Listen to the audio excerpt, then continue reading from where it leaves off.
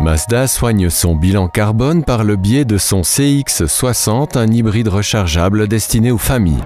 Ce SUV propose une consommation globale très correcte et un intérieur raffiné.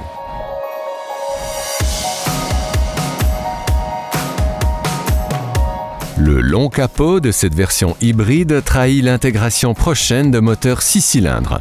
Un choix particulier à notre époque, mais qui ravira les adeptes de multicylindres essence et diesel. Ceci explique donc l'apparence robuste, voire même mastoc du CX-60. Un sentiment renforcé par la ligne de ceinture élevée. À part cela, les contours sont typiques d'un SUV familial classique tant à l'avant qu'à l'arrière.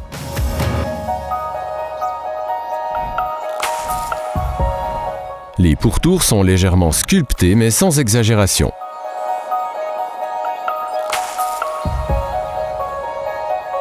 Sa garde au sol de 17,5 cm l'autorise à affronter des terrains légèrement accidentés.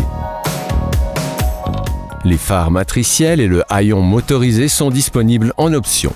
Le coffre cubique est pratique à charger et la banquette est rabattable à distance.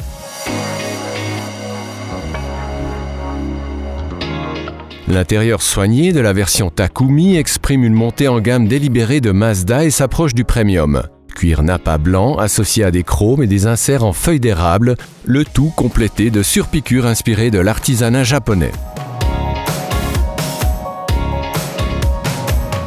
Bref, une ambiance intérieure franchement classe et cosy.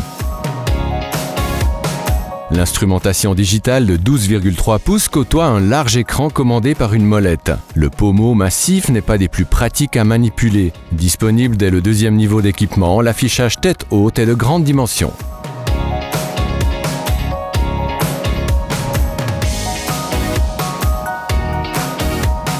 Au niveau confort, l'espace arrière propose un agréable dégagement aux jambes, tandis que pour le conducteur, le CX-60 intègre un système de reconnaissance faciale pour le réglage des sièges. Après avoir entré la taille du conducteur, une caméra détecte la position des yeux et règle en conséquence le siège, le volant, les rétroviseurs et l'affichage tête haute. Le résultat ne conviendra toutefois pas à chacun et cette fonction fait finalement plutôt gadget. Sur la route, ce plug-in hybride est conçu pour un roulage fluide. Plutôt pâteau, il n'excelle pas sur tracés sinueux et se destine davantage à évoluer sur autoroute.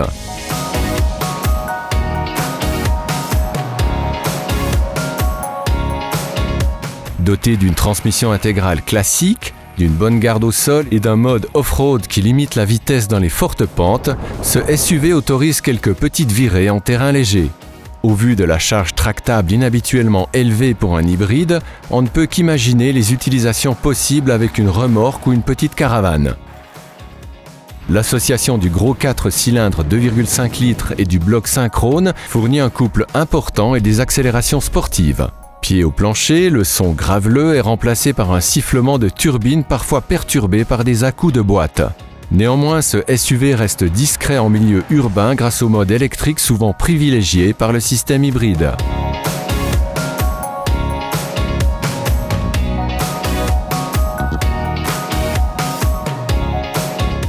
La batterie, qui est considérable pour un plug-in hybride, conserve toujours une faible capacité afin de maximiser le roulage électrique à basse vitesse.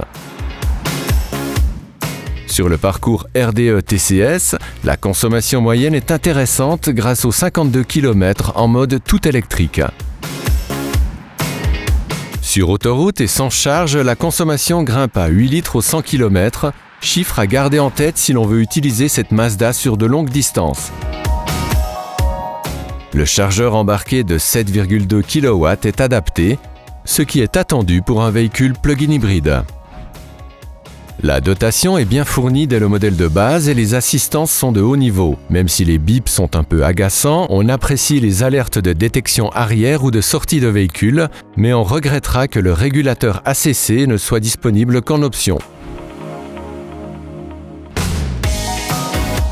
L'outil Life Cycle Analyse du TCS, disponible sur notre site web, permet de comparer l'impact écologique de nombreux véhicules. Il est donc possible de comparer le Mazda CX-60 et ses différentes motorisations à ses concurrents, comme le BMW X3 et le Mercedes GLC. Bilan. Ce SUV familial est un hybride rechargeable efficace à l'ambiance intérieure classe. Point rare pour cette catégorie, une charge tractable de 2500 kg. Moins réussi, les légers à-coups de transmission de la boîte automatique, l'amortissement un peu ferme et la sonorité du moteur peu agréable.